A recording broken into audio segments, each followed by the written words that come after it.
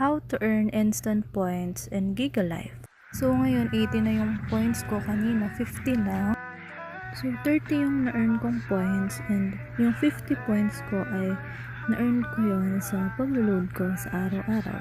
Paano ako naka-earn ng points? Simple lang, nag-link lang ako ng different account. Example, itong una, smart account. Pwede kang mag-link basta smart, number. So, may isa-send sa yung PIN code, kailangan hawak mo yung number na yun para malaman mo yung code. Pero katulad ng ginawa ko na sa kapatid ko yung number na nilink ko, pinachat ko na lang sa kanya yung 4 PIN number para malink ko pa rin kahit hindi ko hawak yung number. So, kada isang account na i-link mo, makaka-earn ka ng 10 points, instant 10 points.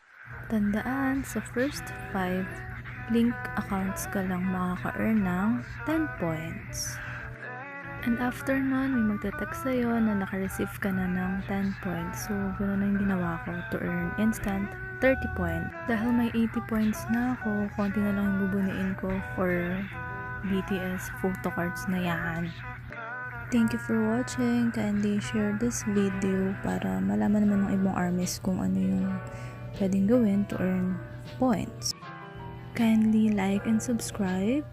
If may question kayo, pa-comment na lang. Thank you!